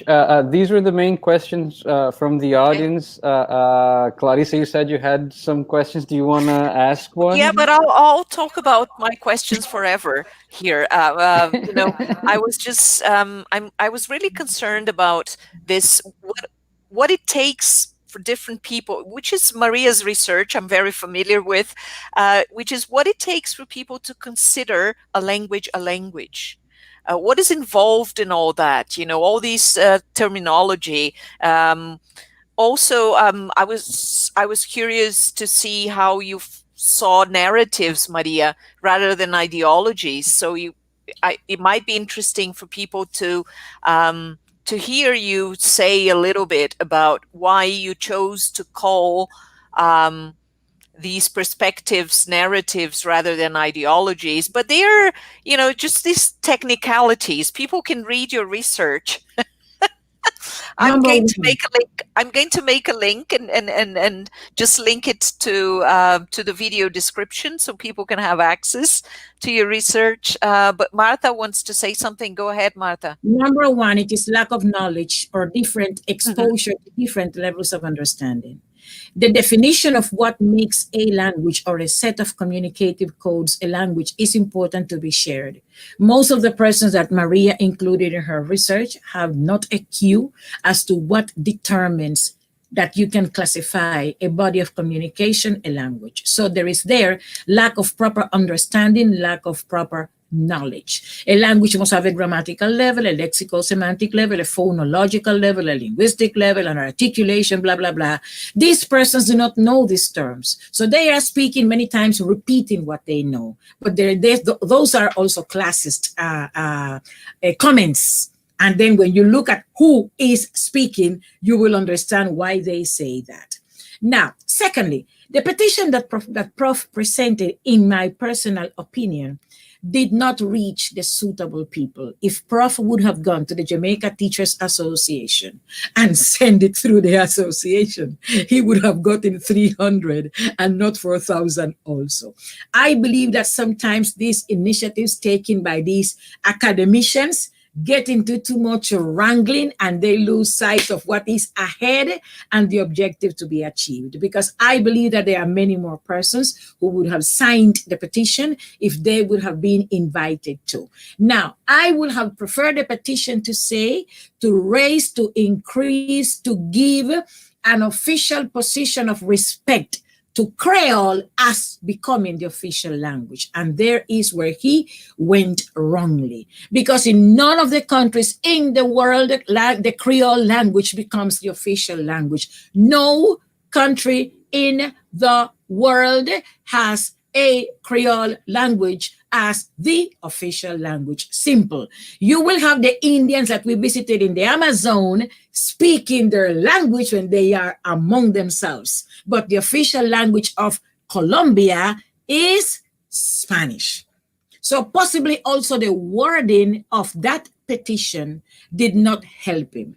Maria was excellent at using narrative, my dear Professor Jordao, and forget about ideology in a country like this, because that would have sent the whole analysis into a different direction and would have frustrated all her objectives at researching. Many times also in the study that you do, the selection of strategies and vocabulary will make it far more appealing for persons to look at you. Any word that may look compromising, complicated, or going beyond where I want to be, And then remember, this is a culture, the English culture is about using many times the smile of death. I smile, you have no idea what I'm thinking about. While the Romance languages like Portuguese and Spanish, we speak right from the guts. It comes right from the intestines through our mouth.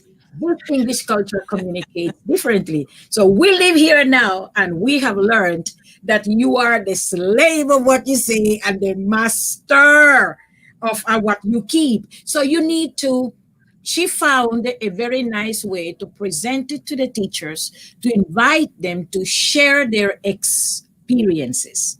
And that was the main source that Maria used to gather her data, which I found well. Narratives, Prof, was perfect. Ideology, Prof, not yesterday, not today, not tomorrow, would have never worked. That's true. And that use is now true. an expression in Patois to even underscore what I am saying. It's true. The word ideology is compromising and would have diverted the attention of what I really want to do. But honestly, it's not the same. A narrative comes up with the individual. The things that you saw, they are coming from each individual that I interviewed, and I surmise they are individual messages. They are stories. They are tellings. See, an ideology is more like a trend. So if it would become an ideology, the entire thing that we are proposing in this presentation, the whole thing, our ideology that is leaning towards giving some prevalence to Jamaican Creole for whatever reason, that could become an ideology. like a trend of thought. But really, what I did was study individual narratives that by person who have positions and understandings of their contexts or the places where they live, and also because it has to do with the entire surrounding elements and even their historical, their histories as persons, as human beings. That doesn't count as an ideology. An ideology, one person does not make an ideology. You cannot say Clarissa's ideology. Clarissa has a narrative. Now, but if Clarissa, Martha, Eduardo, Maria, all the audience here for the comments are saying, we are making the ideology that there is something wrong with language and something has to be done, and we are leaning towards this issue of language per se. In relation to why people comment about language, is that people comment about anything. People would comment about anything, and they are qualified because they speak. And once you speak, you think you know language, and then of course there is nothing wrong with that. Why not? If you are a language user, you know what your language is, and you are able to identify yourself with another user of the same code. So, to call it one way. Yeah, but we know as linguists from the perspective that there is no such thing as language. There is no such thing as dialect. It's an invention. It's a creation of a group of society when they come up. And it's a creation of the linguists that come, write the codes, write the rules, write dictionary and say, oh, this is English. But what is English? English is a big abstraction. That is why you have so many world Englishes. There is no such thing as English. Even the Queen's English is her English, is a RV, is a pronunciation that they accept the pronunciation, but it's theirs. So it's an abstraction, and then everybody feels the need to have an opinion. That's okay, because everybody even people who can't speak still have sign language, so they also have an opinion about what their language is. So. Sure. There is something of technology don't in get her me started into this idea, this comparison or trying to define and to state differences between ideology and narratives. For me, the most convincing argument is that it's a strategical choice in order to make your voice heard. That is convincing enough for me. The other possibilities, we could stay here, I think, for another 2 hours at least to discuss the other possibilities that you're bringing up there. But I'm afraid it's almost 9 here. So we're about half an hour extra from the time we initially assigned for this interaction. Maybe we could have a part 2 if you're willing. I love part B of everything. So we could perhaps talk about the possibility of having another go on this, but you both want to say something, so please go ahead. I just want to say hi to meus amigos brasileiros que estão aqui, que foram meus colegas da escola, assim, que estão me saludando no chat.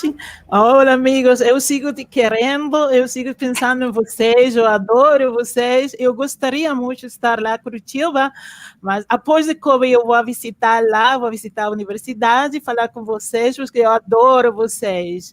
Muito obrigada pela atenção. Beijo. Gracias, Maria.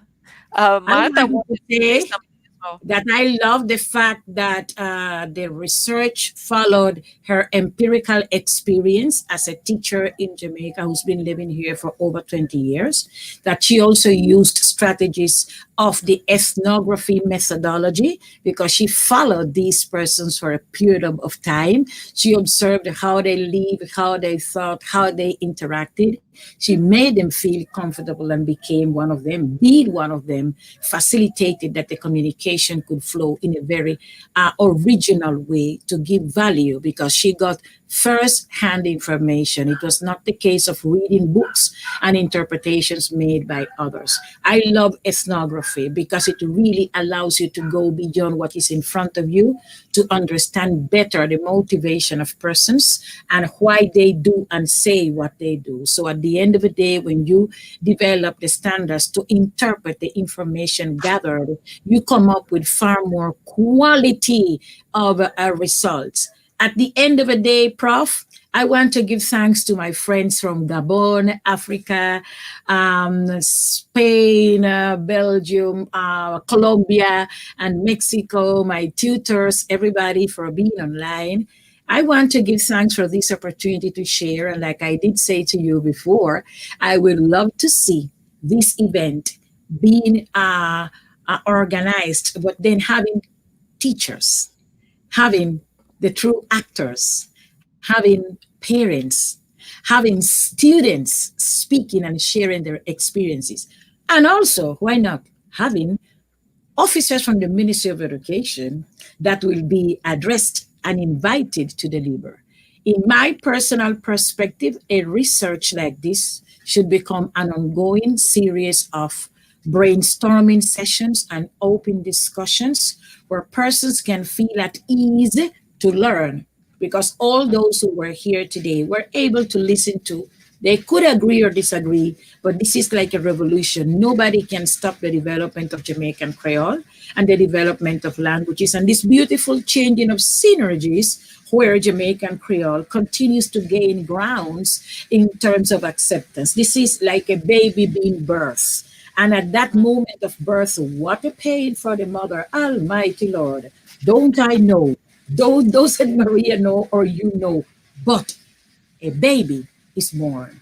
A new life is created at the expense of pain and sometimes suffering. And that is the metaphor for us as linguists to continue contributing, to continue strengthening the phenomenon of understanding that all of us are here to play a role and to make this better and better for everybody. So if you think that from where you stand, that powerful university where you are really inclined to consider this series of discussions, I am more than overwhelmed, because guess what, Prof? These same discussions are going to prepare the mind of the people who are going to discuss and participate in the development of the first foreign languages policy of Jamaica, of which Maria is a member of that team. So it can only bring to the table more awareness. Where are we?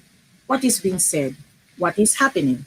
How can we make it better for the children? How teaching and learning can be better? How Spanish can be better? What is the role and the place of each one, and how we can make it more compatible?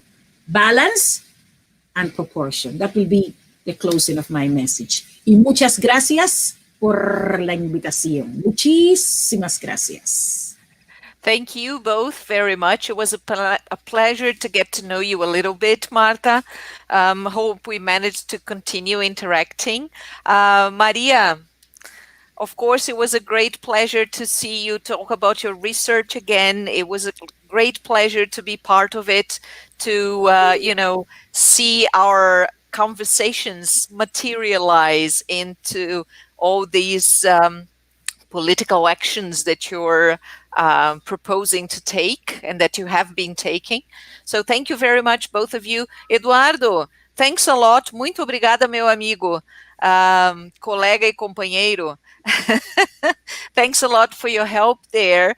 I forgot to ask you both, Maria and Martha. Eduardo is already used to that, but Maria and Martha, can the recording of this talk be made available publicly on our website, the program website? Are you okay with that? Okay, so it will be available there. You can watch yourselves later. You can invite other people to watch. So it will be there forever. And I Thank you very much, ladies. I love the feedback. Tell me that you disagree. Fight. Tell me. Yes, yes, yes. Let me hear your opinions, because there are many other countries that have a lot to teach us. We can learn from them as well. So thank you very much. We have your email. We have your email, so you might be getting hundreds of emails shortly. So thank you very much. Sorry? How the certificates are going to be issued, because there are many persons listening, watching. I generally tell them they have to record something on the chat, or because there must be a way their name. I don't know if you noticed, but there was a message coming out while you were speaking, stating that there is an attendance, a link for an attendance list. So people have to just, click on the link, fill in a form. In the form, they will write their emails and their full names, and the certificate will be sent to them by email as soon as we can, right? Okay, I guess that's it. Thanks everybody who was here on the chat. Hope to see you again soon. Thanks a lot. Congratulations on 2 lovely presentations and a nice discussion. Bye-bye, everyone.